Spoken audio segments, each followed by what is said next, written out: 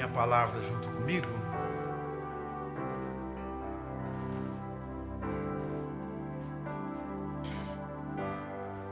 No livro do Gênesis,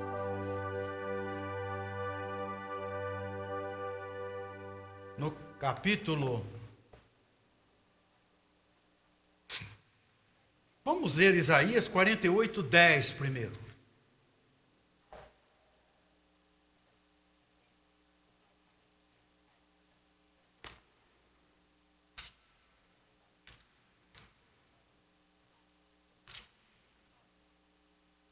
Gostaria que os irmãos lessem junto comigo, para a gente entender bem esta figura que o profeta usa para falar sobre provações e tribulações. Isaías capítulo 48, versículo 10. Todos vocês acharam? Vamos ler juntos? Vamos lá? Eis que te acrisolei, mas disso não resultou prata. Provei-te na fornalha. Vamos repetir de novo, porque essa palavra me pareceu estranha para vocês. Vamos de novo? Eis que te acrisolei, mas disso provei-te na fornalha da aflição. Agora vamos ler o livro do Gênesis, capítulo 45, de 1 a 8.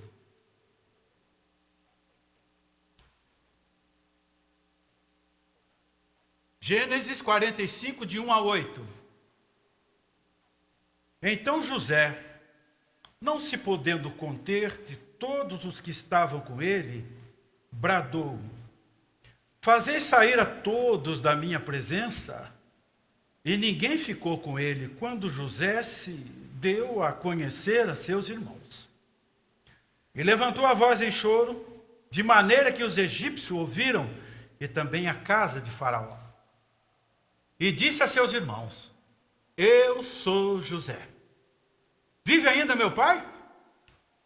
E seus irmãos não lhe puderam responder, porque ficaram atemorizados perante ele.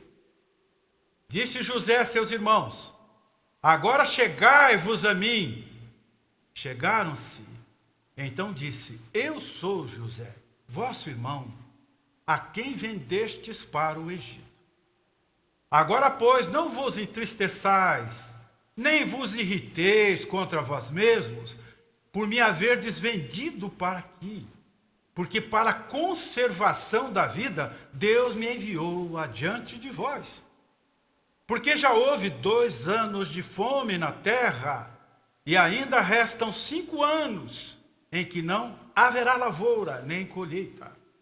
Deus me enviou adiante de vós, para conservar a vossa sucessão na terra, e para vos preservar a vida por um grande livramento. Assim não foste vós que me enviastes para cá, e sim Deus que me pôs por pai de Faraó, e senhor de toda a sua casa, e como governador em toda a terra do Egito. Que Deus possa nos abençoar, nos encorajar com a sua palavra nessa noite, em nome de Jesus. Amém? O tema é esse: Deus prepara os seus escolhidos para realizar grandes coisas. Mas a questão é como Deus nos prepara. Onde Deus nos prepara? Como é que esse preparo se dá? Deus não trabalha de improviso. Deus não joga dados, como dizia Albert Einstein. E eu gosto muito de citar um grande pensador dinamarquês chamado Søren Kierkegaard, por causa de um livro que ele escreveu que me impactou muito. Temor e Tremor, falando sobre a vida de Abraão. E Søren Kierkegaard, ele diz que é no ardor da batalha que Deus prepara os cavaleiros da fé. É só no ardor da batalha. Aí Isaías diz: eu te acrisolei. O que significa acrisolar? Acrisolar é apurar o ouro, a prata, apurar o metal no fogo, para remover as suas impurezas. Proveite na fornalha das suas aflições. É assim que Deus prepara os seus. Passando pela fornalha das nossas aflições, no mundo vocês vão ter aflições. Tem de bom ânimo. Eu venci o mundo. É assim que Deus prepara os seus. Longe dos holofotes, longe do público, para depois surpreender a todos com o seu poder, com a sua força em nós, naqueles que foram preparados por Ele. Como é bom ouvir, né? Irmão, como é que você conseguiu passar por tudo isso? Minha irmã, como é que você conseguiu enfrentar tudo isso e está aqui em pé? Como é que você explica essa provação toda? Eu fui acrisolado, purificado no fogo, na fornalha das minhas aflições, para poder realizar coisas grandes. Deus não provoca aflição, as aflições existem. Mas Ele usa as nossas aflições para nos preparar e surpreender os outros. Podemos lembrar o exemplo de João Batista. Foram anos e anos treinando, preparando lá no deserto. Voz que clama no deserto. Endireitar o caminho do Senhor, as suas veredas. Depois de mais de 10 anos, João Batista aparece na cidade. E ele surpreende a todos. Com uma coragem, com uma ousadia incrível, ele enfrenta os fariseus, enfrenta os escribas. Oh, vocês são raça de víbora, que coragem! E ele enfrenta Herodes, enfrenta Herodias. E sabe o que foi que aconteceu com João Batista? Foi decapitado. Mas que coragem! Ele foi acrisolado. Foi preparado na fornalha das aflições para ter essa coragem. Aí nós podemos lembrar do Moisés, que morreu com 120 anos, né? 40. Os primeiros 40 anos foi no Egito. Deus preparando Moisés, estudando, aprendendo tudo sobre astronomia, sobre leis do direito, história. Depois de 40 anos ele fere um egípcio e aí ele foge para o campo. Ele vai viver no campo. Era tudo o que ele queria, viver no campo. Que maravilha. Quando chegou naquele campo gostoso, ele encontrou uma Zípora, casou com a Zípora, e aí foi cuidar das ovelhinhas do sogro, falou, agora está de bom tamanho, eu vou me aposentar aqui nesse campo. Que beleza, né? E quando eu li essa passagem bíblica na vida de Moisés, eu me lembrei tanto de uma canção. Eu queria ter uma casinha branca de varanda, um quintal e uma janela, só para ver o sol nascer. Lembra dessa música? Eu queria ter uma casinha branca de varanda, um quintal e uma janela, só para ver o sol nascer. Estava tudo de bom para Moisés. Eis que no meio do caminho tem uma sarça. Tem uma sarça no meio do caminho. Fazendo uma paráfrase aqui do Carlos Drummond de Andrade. Aparece uma sarça. E Deus disse, Moisés, suas férias acabaram. Agora eu vou te enviar para o faraó. Agora que você vai ser usado. Você já foi preparado 80 anos. Agora está na hora de trabalhar. Agora você vai enfrentar o faraó e conduzir o povo até no deserto. Deus prepara os seus para realizar grandes coisas. Os irmãos imaginam o tamanho da obra que Deus fez através de Moisés lá no Egito.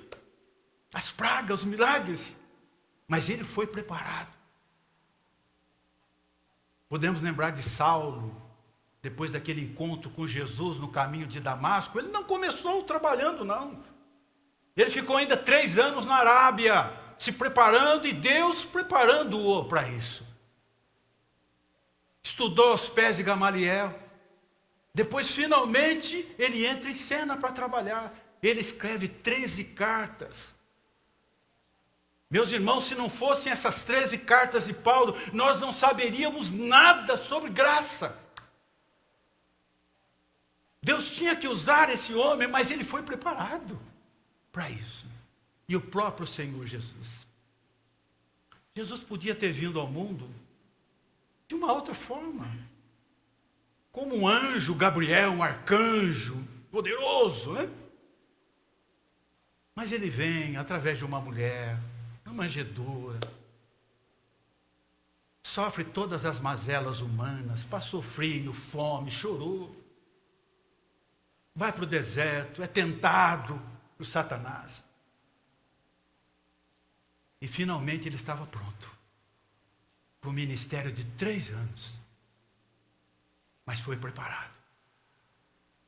E quem sabe você está nesse momento passando por alguns desertos, vales difíceis de serem passados.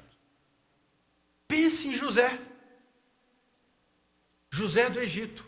Ele passou pelas fornalhas. Foi acrisolado pelo fogo. Para que Deus pudesse realizar grande obra através dele. O filho favorito do pai e o odiado pelos seus irmãos.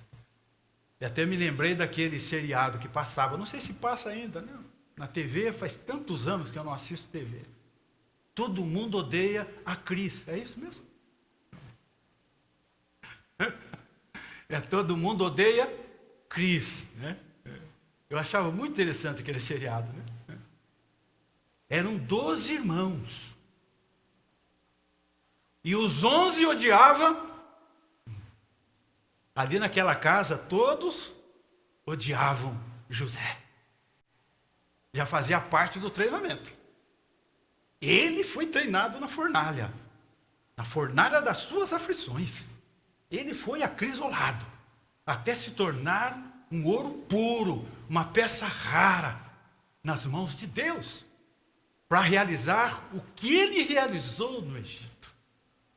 Ele recebeu todo esse treinamento de Deus, esse preparo de Deus, sem murmuração. Durante toda a história de José, nós vamos ler sempre a mesma frase. E o Senhor era com José. E o Senhor era com José.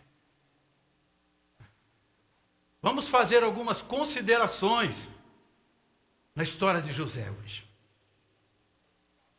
No tempo em que o Brasil ainda era o país do futebol, porque hoje acho que nem é mais, né? A gente sempre ouvia aquela comparação. Quem é o melhor? Maradona ou Pelé? Não era assim? Quem é o melhor? Maradona ou Pelé? E aí quando tinha jogos de Brasil e Argentina, era aquela rivalidade. Mas na verdade o melhor é sempre aquele que se preparou melhor.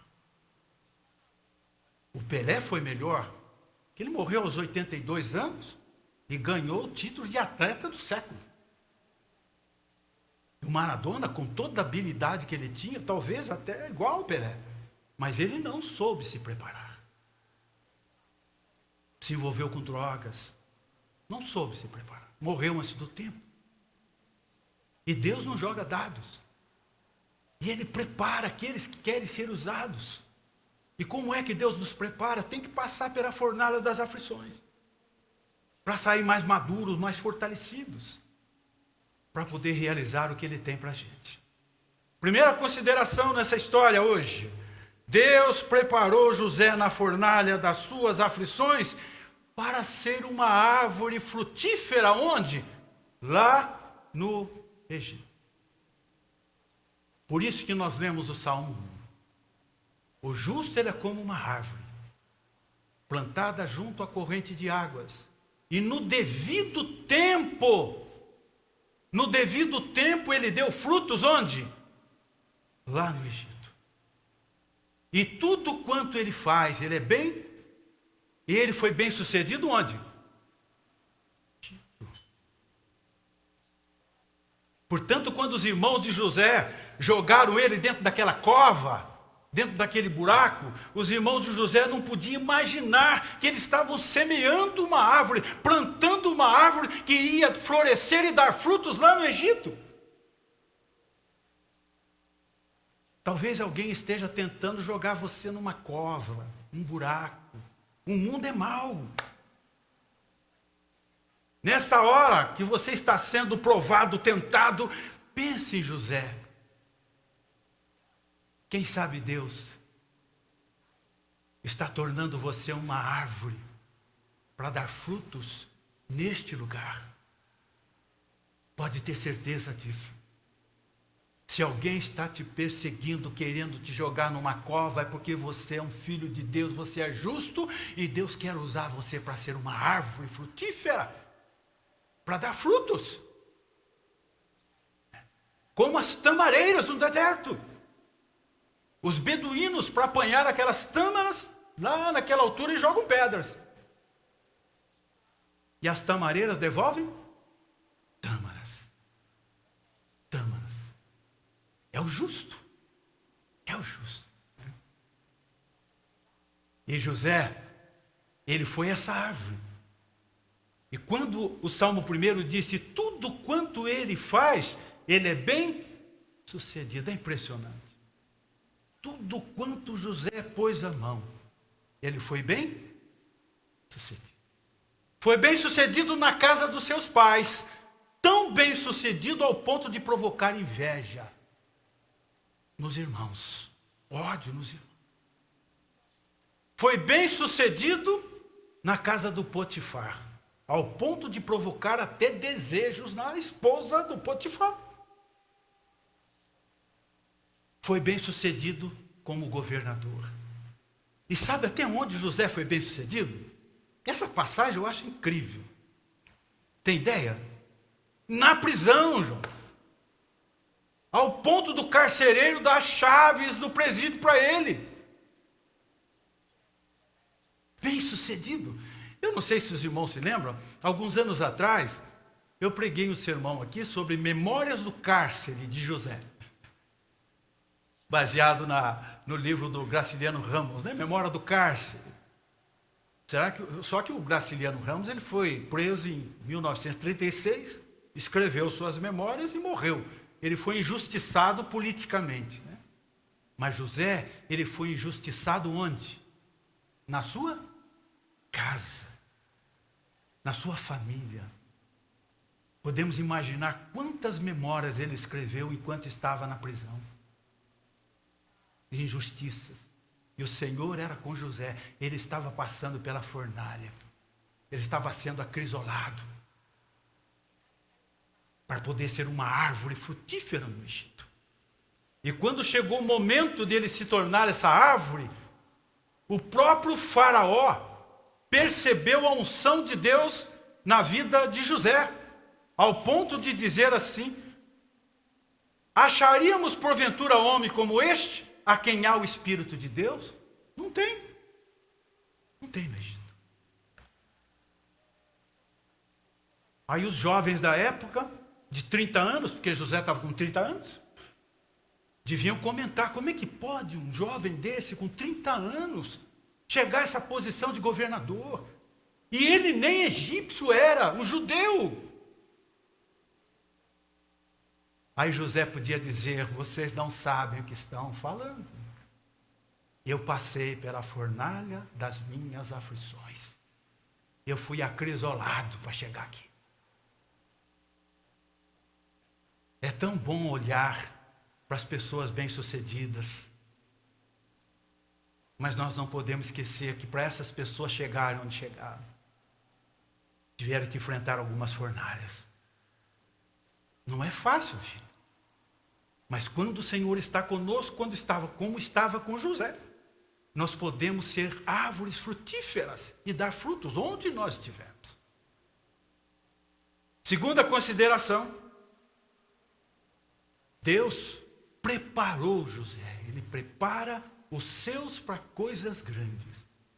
Preparou José como? Na fornalha das suas aflições.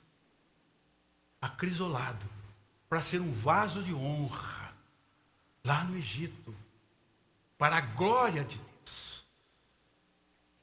Eu sempre costumo dizer que Deus podia ter enviado o profeta Jeremias na casa de um marceneiro, de um carpinteiro, mas Deus enviou o profeta Jeremias na casa de um oleiro. Oleiro. Trabalhava com barro. Um artesão. E o Jeremias ficou ali observando como aquele artesão confeccionava o seu vaso de barro. Surpreendentemente, o vaso estragou. Com a mesma massa, com a mesma matéria-prima, ele fez um vaso melhor, mais resistente, bonito. E o profeta entendeu a mensagem. Este era o propósito de Deus.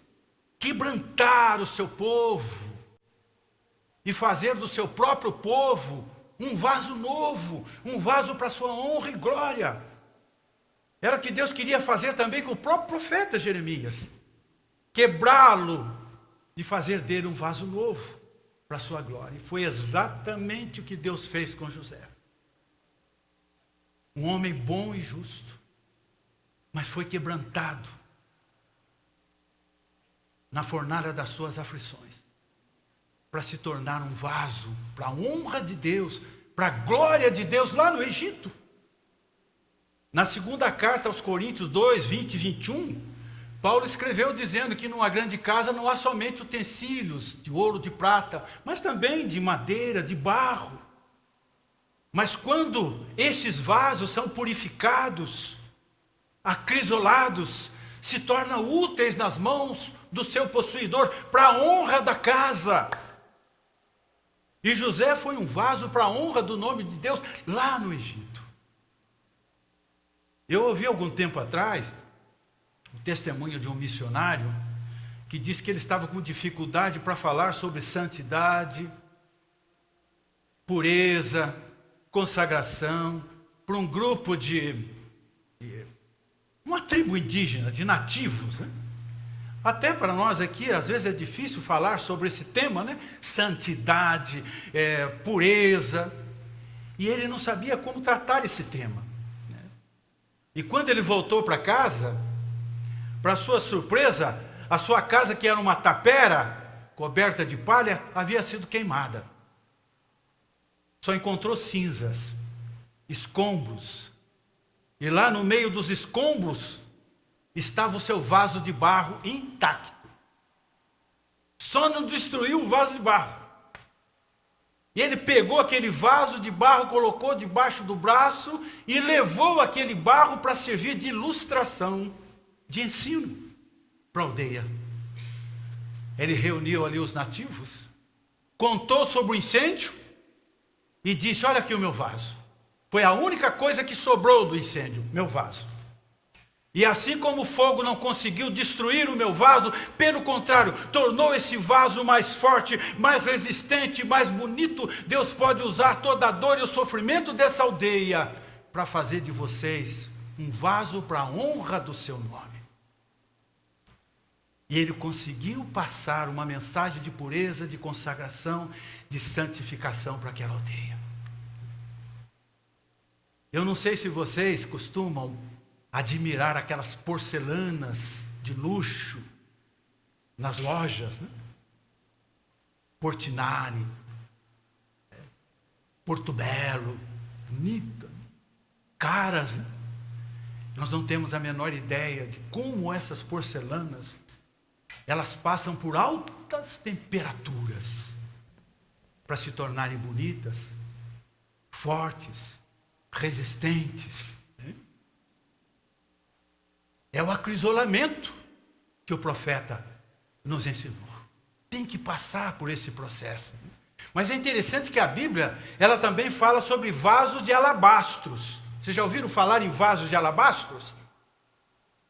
Já eram vasos mais finos, geralmente usados para colocar perfumes.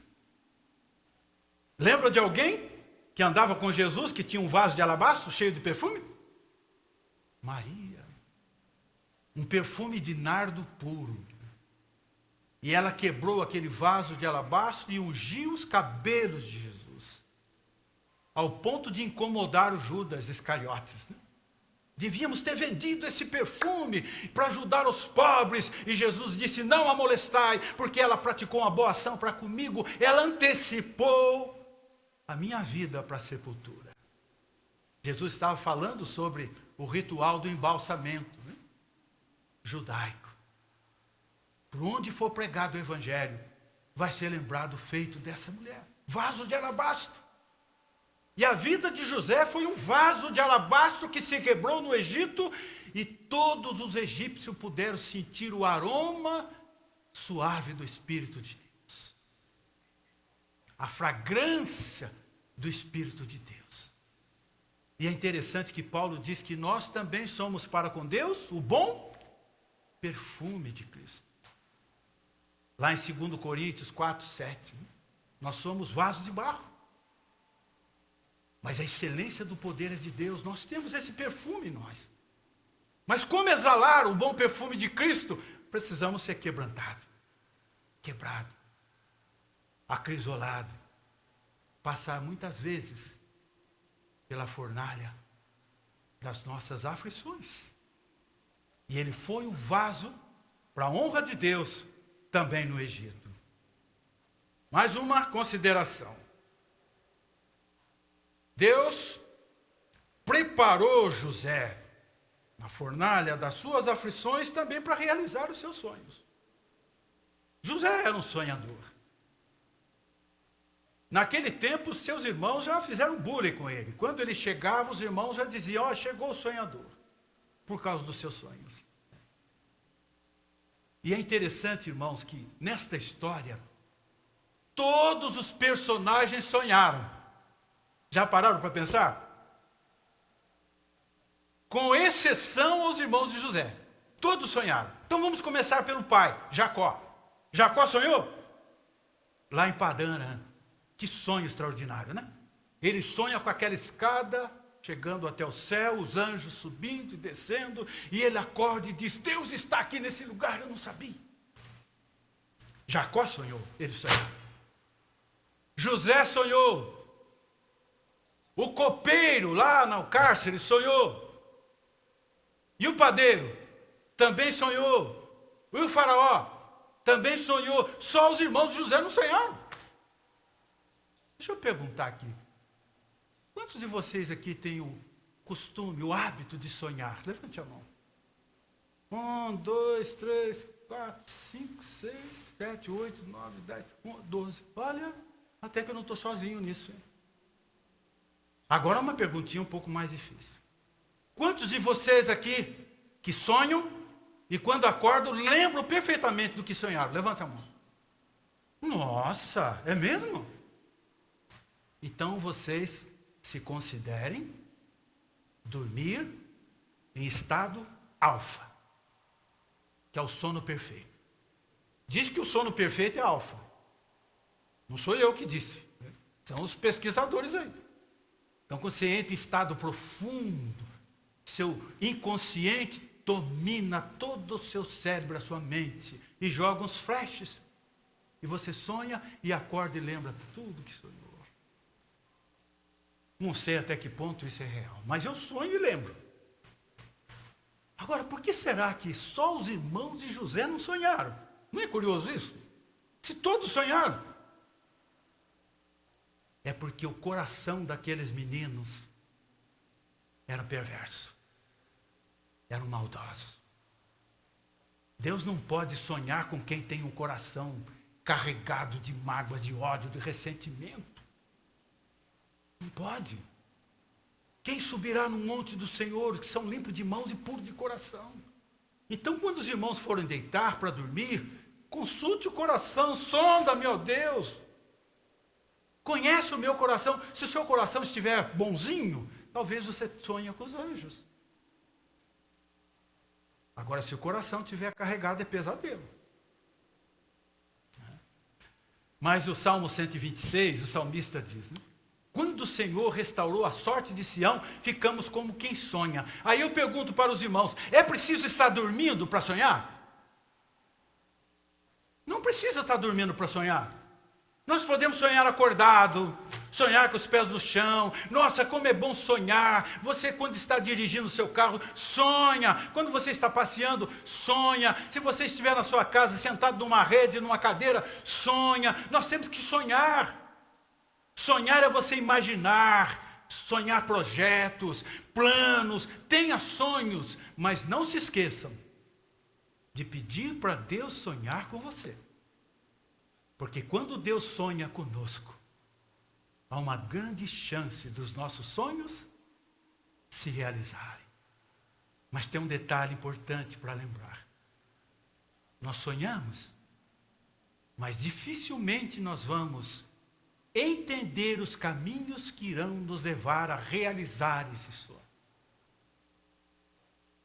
Muitas vezes, para realizar um sonho, nós temos que passar pela fornalha das aflições, ser acrisolado, pagar o preço. Tem sonho que não é fácil. Quando Deus prometeu Canaã para o povo, Deus não disse o caminho. Se dissesse, provavelmente ninguém ia querer sair do Egito. E José também não sabia. Deus deu a José revelação das vitórias. Mas ele não sabia que o caminho seria árido para chegar no Egito. Agora, por que José contou antecipadamente, revelou antecipadamente o sonho para os irmãos? Sabe por quê? Porque ele ainda não está preparado. Ele ainda não estava pronto. Uma grande lição que nós podemos aprender com José é tomar muito cuidado quando nós temos sonhos e não revelando assim para qualquer um antecipadamente. Se você tem sonhos, guarda para você, para sua família. Tome cuidado com quem você vai compartilhar os seus sonhos, porque está cheio de gente por aí, negativas, para criticar. E José não estava preparado. Ele estava indo no preparo para ser o governador. Agora ele, na sua ingenuidade, nós podemos até encenar isso aqui um pouco, né? Na sua ingenuidade, ele deve ter chamado os 11 irmãos. Reúne aí, pessoal, olha, eu tive um sonho. Tive um sonho maravilhoso. Reúne aí, eu quero contar para vocês. Qual foi o sonho, José? Olha, eu sonhei com 11 feixes. E esses 11 feixes se inclinavam todos para o meu feixe. Os irmãos disseram, José, você não está querendo dizer que esses 11 feixes somos nós. Você não está querendo que a gente vai se inclinar para você como se fosse um governador, um imperador. Ele falou, é exatamente isso. É isso que vai acontecer. Acirrou a raiva, a inveja dos irmãos. Ele não estava preparado, não era para falar. O tempo passou, de repente ele chama a turma de novo. Opa, tive mais um sonho. Reúne a turma aí. O que ele vai contar agora? Desta vez, eu sonhei com um enorme sol, uma enorme lua. E este sol e essa lua se inclinavam para mim. Ah, José, isso é demais. Você não está querendo dizer que esse sol é nosso pai, essa lua é nossa mãe. E também vão se inclinar para você? Exatamente. Eu ainda vou ser grande. E todos vocês vão ficar debaixo das minhas asas. Deus já me revelou. Eles disseram, não, nós temos que dar um fim nesse irmão, ele está maluco. Vamos jogar ele numa cova, vamos vender ele como escravo, vamos se livrar dele. Ele não estava preparado. Mas quando chegou no tempo de Deus, no tempo certo, nós lemos o texto aqui. José se revelou aos seus irmãos. E eles ficaram desesperados. Quando José disse, eu sou José, seu irmão. Mas não vos atemorizeis. Não vos entristeçais por ter me vendido aqui para o Egito. Foi para a preservação e conservação da vida que Deus me mandou para cá. Todas as coisas cooperam para o bem daqueles que amam a Deus e são chamados segundo os seus propósitos. Foi propósito de Deus que eu passasse pela fornalha das minhas aflições. Foi propósito de Deus que eu fosse acrisolado como o ouro e a prata no fogo para chegar até aqui. e ser pai do faraó e cuidar de toda a minha família. Mas não foi fácil chegar lá. E uma quarta e última consideração que nós podemos fazer, de tantas outras, né? Deus preparou José para resistir na fé. E ele resistiu. Eu me lembro que no nosso tempo de jovem, mocidade, naquele tempo a gente falava mocidade, reunião da mocidade. Deve ser do seu tempo também, né, André? Era reunião da mocidade? Era reunião da mocidade, não é ideia? Então, hoje vai ter reunião da mocidade. Aí o líder da mocidade lá, e olha, e a gente não tinha nada, viu?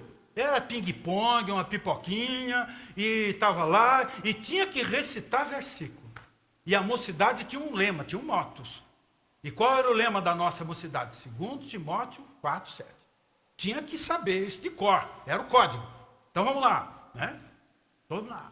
Combati o bom combate, completei a carreira, guardei a fé. 2 Timóteo 4:7. E quando alguém errava? Aí pagava um bullying. Pegava quem errou, punha no meio do grupo, e aí a gente recitava assim, né? Abandonei o bom combate, fugi da carreira e quero levar no pontapé. Para aprender, tinha que aprender, sabe? E aí a gente decorava versículos, por isso que eu cito tantos versículos aqui no meu tempo de mocidade, a gente era obrigado a decorar versículos, né? E decorar versículos inteiros. Né? E ele resistiu. Ele resistiu àquilo que Adão e Eva não conseguiram resistir. Ele obedeceu. Foi obediente até o fim. Resistiu àquilo que Davi não conseguiu. Davi cobiçou a mulher do próximo. E José resistiu à mulher do próximo. Ele conseguiu resistir o que Acã não conseguiu resistir. E ele tinha tudo lá no Egito para roubar. Ele resistiu. Ele foi um Moisés ali. Lá em Hebreus 11, a palavra de Deus diz que Moisés se recusou a ser chamado filho da filha de Faraó. Porque ele sabia quem era o seu Deus, quem era o seu povo. Foi como Moisés. Resistiu. Por que ele resistiu? Porque ele passou pela fornalha das suas aflições. Foi acrisolado no fogo. Ele estava preparado. Se não estivesse preparado e pronto, ele não conseguiria resistir tudo o que ele resistiu. Eu quero agora concluir esta palavra, citando aos irmãos algumas semelhanças de José com Jesus. Que coisa maravilhosa, né? Algumas semelhanças maravilhosas. Por exemplo, Jesus, ele foi o filho predileto do Pai. Único filho predileto do Pai. José também foi o filho favorito do Pai. Jesus, ele foi desprezado em casa pelos seus irmãos. José também foi desprezado em casa pelos seus irmãos. Jesus foi crucificado entre dois malfeitores. José ficou na prisão com 2 malfeitores. Jesus foi vendido por 30 moedas de prata. José foi vendido por 20 moedas de prata. Coisa incrível isso, né? Quanta semelhança. Só que José casou com uma mulher egípcia, com uma mulher ímpia. E conseguiu reconciliar todos os seus filhos com o pai Jacó. Aí, para terminar, será que Jesus também não casou com uma ímpia? Pense um pouquinho.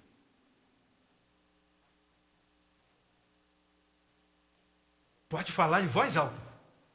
Com a igreja. Casou com a igreja. Ele não é o noivo? A igreja não é a noiva? Casou com uma ímpia. Para reconciliar essa igreja com o Pai. Isso é profundo. E ele vai voltar para buscar a sua noiva. Mas somente aqueles